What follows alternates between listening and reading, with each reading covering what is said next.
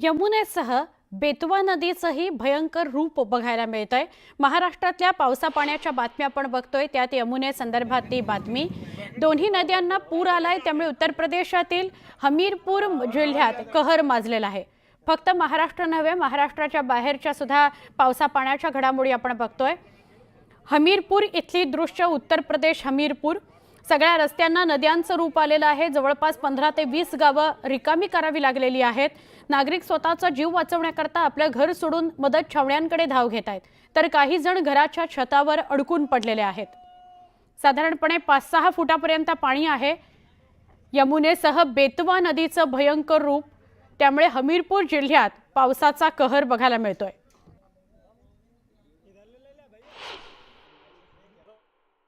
हमीरपुर में जिस तरीके से बाढ़ का प्रकोप है, उस तरीके से यहाँ की स्थिति वाकई दयनीय है। आप देख सकते हैं, हम ग्राउंड जीरो रिपोर्ट दिखा रहे हैं आपको। इस समय हमीरपुर के मुख्यालय से सटे कई डेरे हैं जो पूरी तरीके से जलमग्न हो चुके हैं। देख सकते हैं किस तरीके से यहाँ घर डूब चुके हैं, कई घर गिर भी चुके हैं। स्थिति देख सकते हैं घरों में किस तरीके से पानी घुस चुका है और लोग यहाँ से पलायन करने को मजबूर हैं।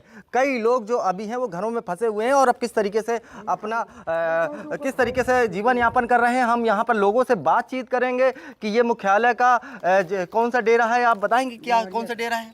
चौरिया डेरा। क्या स्थिति है आपके यहाँ बाढ़ की? बाढ़ की स्थिति बहुत बुरी है, स्थिति है। क्या क्या आपके घरों में पानी आ चुका है? जी सर, पानी की मकान गिर रहे, छपरा गिर रहे, जो पोजीशन है तो बड़ी बेहालत है। गांव के अंदर पानी भरा हुआ है, सब काफ़ी मतलब नुकसान हो चुका है। आप देख सकते हैं किस तरीके से लोग यहाँ से एक ये मात्र रास्ता है जहाँ मुख्यालय के लिए जोड़ता है, और ये जो है पूरा मार्ग जलमग्न है, जिससे गाड़ियाँ कभी चला करती थी, यहाँ लोग निकलते थे, वो पूरी तरीके से जलमग्न हो चुका है। यहाँ से जाने का एक मात्र रास्ता था जो मुख्यालय से जोड़ता है। आइए बात करते हैं, अपने कुत्ते को बचा के लिए जा रहे हैं। क्या कहना है आपका, आप बताइए। हाँ सर, बहुत गंभीर तकलीफ हम लोग फंसे हुए हैं। यहाँ बहुत कुत्ते उत्ते बिल्ली को सब कुछ सेवा मिल रही है। कोई दिक्कत नहीं है। घर मकान में बहुत जो नुकसान हुआ है, बहुत गंभीर तरह से हम लोग फंसे हैं। बाढ़ में पैर पैर तल के जा रहे हैं। आपके घर से कैसे निकल के यहाँ से लोग गए? यहाँ से पैदल यात्रा गए हैं हम लोग निकल के। क्या स्थिति, क्या आप लोग खाने पीने की व्यवस्था कुछ मिल पा रहा है? खाने पीने की व्यवस्था तो बढ़िया हो रही है, कोई दिक्कत नहीं है, लेकिन सबसे बड़ी समस्या यही है कि बाढ़ में बहुत परेशानी मिलती है हम लोगों को। घर से अगर कुछ भी कहीं लाइटिंग करने जाते हैं, कहीं भी जाते हैं, तो सब बहुत परेशानी मिलती है।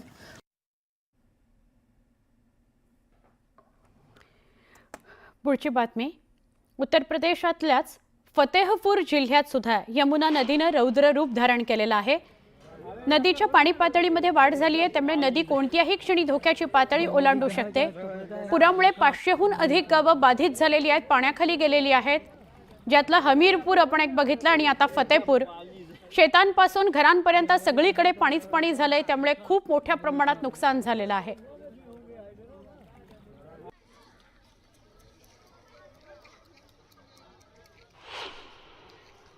अभी हमारे यहाँ पर जो यमुना नदी है उसमें डेंजर लेवल है 100 मीटर, तो इस वक्त पानी डेंजर लेवल से ऊपर बह रहा है। इसलिए जितनी भी हमने मशीनरी लगा रखी थी बाढ़ से राहत के संबंध में, उसको एक्टिवेट कर दिया गया है। आज सभी विभागों के अधिकारियों द्वारा पलटू का पूर्वा गांव का भ्रमण भी किया गया था। वहाँ पर कुछ परिवार हैं, उनका घर है वो अभी थोड़ा प्रभावित हो रहा है, तो उनको विस्थापित करने के लिए टेम्प्रेरी तौर पर ललौली इंटर कॉलेज में एक राहत कैंप बनाया गया है। वहाँ पर सारी सुविधाएं उनके लिए हैं। यहाँ लमसम 1.25 लाख के ऊपर ही मान के चलो, ये कस्बा है, गांव नहीं है। ये 3 किलोमीटर में बसा हुआ है, पूरा 3 किलोमीटर प्रभावित है पूरा। आप देख लीजिए जिस तरीके से बाढ़ है, कम से कम 25 से 30 फीट की ऊंचाई पे पानी है आपकी नज़र के सामने। ये बांदा सागर रोड है, हाँ बांदा सागर रोड है ये सीधा सागर बांदा होती हुए छतरपुर सागर तक जाती है। ये बाकी कोई सेवा का समाधान नहीं है, यहाँ कोई व्यवस्था नहीं है। और जो भी जो है आता है यहाँ जो है टोटल पलटूपुर जितने भी अधिकारी आते हैं। कौन सा कस्बा है ये? सब ये ललौली है। अच्छा, ये खास ललौली, ये कल शाम 7 बजे से रोड के ऊपर पानी आ गया है और कोई सुनने वाला नहीं है, कोई कहने वाला, टोटल जो है पलटूपुर जाता है। नहीं तो हिमाचल प्रदेशात मुसळधार पावसामुळे डोंगरावरनं कोसळणाऱ्या ढिगाऱ्यामुळे आणखी एकाचा बळी घेतलाय. शिमला जिल्ह्यातील कुमासन भागामध्ये रस्त्यावरचा ढिगारा काढताना एक दुर्दैवी अपघात झाला. कचरा साफ करणारी जेसीबी मशीन अचानक घसरून खोल खड्ड्यामध्ये पडलं. त्यामुळे जेसीबी चालकाचा जागीच मृत्यू झालाय, तर जेसीबीचं मोठ्या प्रमाणात नुकसान झालंय.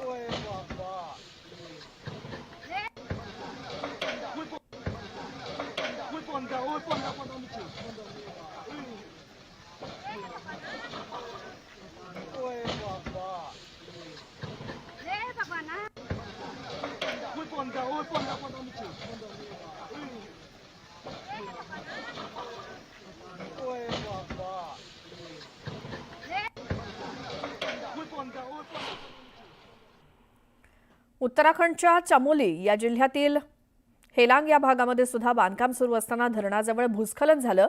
या अपघातामध्ये 8 जण गंभीर जखमी झालेत. उत्तराखंडच्या चमोली इथे पावसानं हाहाकार माजवलाय आणि हेलांग या भागामध्ये बांधकाम सुरू होतं. धरणाजवळ भूस्खलन झालं आणि या अपघातामध्ये सुद्धा 8 जण गंभीर जखमी झालेत.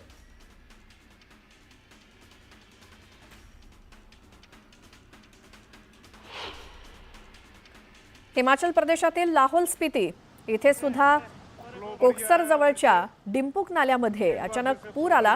त्यामुळे परिसरातील नागरिकांमध्ये भीतीचं वातावरण निर्माण झालं.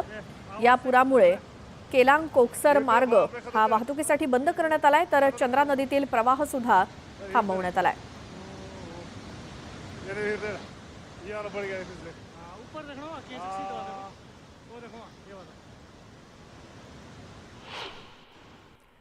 उत्तराखंडमधल्याच गौरीकुंडाजवळ भूस्खलन झालं. त्यामुळे केदारनाथ यात्रेचा मार्ग पूर्णपणे बंद करण्यात आलाय. या भूस्खलनामुळे अनेक यात्रेकरू वाटेतच अडकलेत. या परिस्थितीचं गांभीर्य लक्षात घेता आपत्ती निवारण पथकं घटनास्थळी पाठवण्यात आली असून युद्ध पातळीवर तिथे बचाव कार्य सुरू आहे.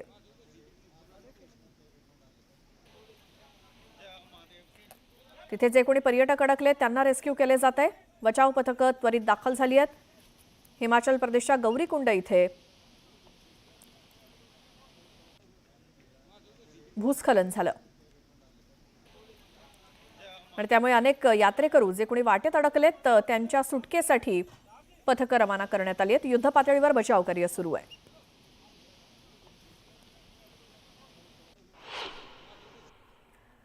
मुसळधार पावसासोबतच झालेल्या भूस्खलनाचा वाराणसीमध्ये कहर बघायला मिळतोय. अक्षरशः मैदानी भागातील नद्यांनी रौद्र रूप धारण केलंय. तिथे गंगा नदीला आलेल्या पुरामुळे शहरातील अनेक प्रमुख घाट पाण्याखाली गेलेत. नमो घाटासोबतच अनेक घाट पाण्यामध्ये बुडलेले दिसत आहेत. गंगा नदीची ही अक्राळ विक्राळ दृश्य सध्या दिसत आहेत. वाराणसीमध्ये नद्यांनी रौद्र रूप धारण केलंय. त्यामुळे घाट देखील पाण्याखाली गेलेत गंगा नदीचे. मुसळधार पावसानं वाराणसीमध्ये अक्षरशः कहर केलाय. त्यामुळे नदी किनारी असलेले काही भाग घाट हे पूर्णपणे पाण्याखाली गेलेले दिसत आहेत आणि हे गंगा नदीचं विस्तीर्ण पात्र अतिशय दुथडी भरून वाहत असलेली ही गंगा नदी सध्या दिसते. वाराणसीमध्ये पावसानं कहर केलाय. त्याचे हे परिणाम घाटही पाण्याखाली गेलेत.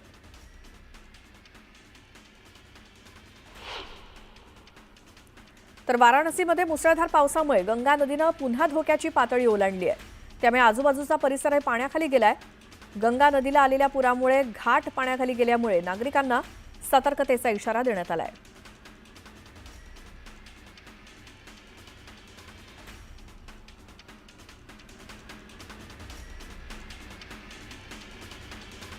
वाराणसीतली ही दृश्य आहेत गंगा नदीची. नदीकिनारी असलेले घाट पूर्णपणे दिसेनासे झालेत. हे पाण्याखाली गेलेले आहेत. नागरिकांना सतर्क करण्यात आलेलं आहे. इथे नदीकिनारी कोणीही जाऊ नये असा इशारा दिलाय.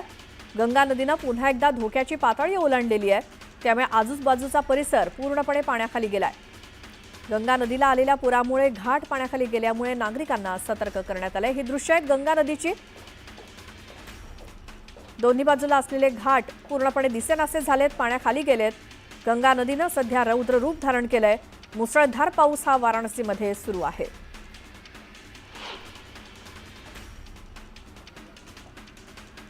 तर प्रयागराजमध्ये पुराचा कहर बघायला मिळतोय. सर्वत्र पाणीच पाणी झाल्यामुळे नागरिक हैराण झालेत. गंगा नदीचं पुराचं पाणी एका पोलीस उपनिरीक्षकाच्या घरामध्ये शिरलंय. यावेळी त्यांनी दाराच्या उंबरठ्यातच गंगा मातेची पूजा केली आणि हा व्हिडिओ सध्या सोशल मीडियावरती चांगलाच व्हायरल होतोय. गंगा नदी थेट दारात येऊन धडकली आहे. अगदी उंबरठ्यातनंच या पोलीस अधिकाऱ्यानं गंगा नदीचं पूजन केलं.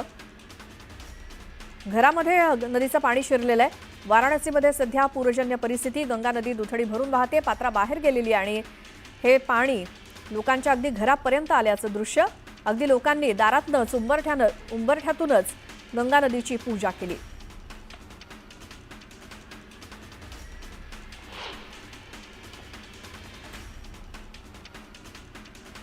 प्रयागराजमध्ये सध्या गंगा आणि यमुना या दोन्ही नद्यांचा कहर बघायला मिळतोय. पुराचा अनेक निवासी भागामध्ये पुराचं पाणी शिरल्यामुळे अनेक गावांचा संपर्क तुटलाय. नागरिकांच्या घराघरामध्ये पाणी शिरलंय, त्यामुळे नागरिकांना बोटीच्या साहाय्यानं पुराच्या पाण्यातनं बाहेर काढण्यात येत आहे. अनेक नागरिकांना मदत छावण्यांमध्ये ठेवण्यात आलंय, तर एनडीआरएफचं पथक युद्धपातळीवर बचाव कार्य करण्यात व्यस्त आहे.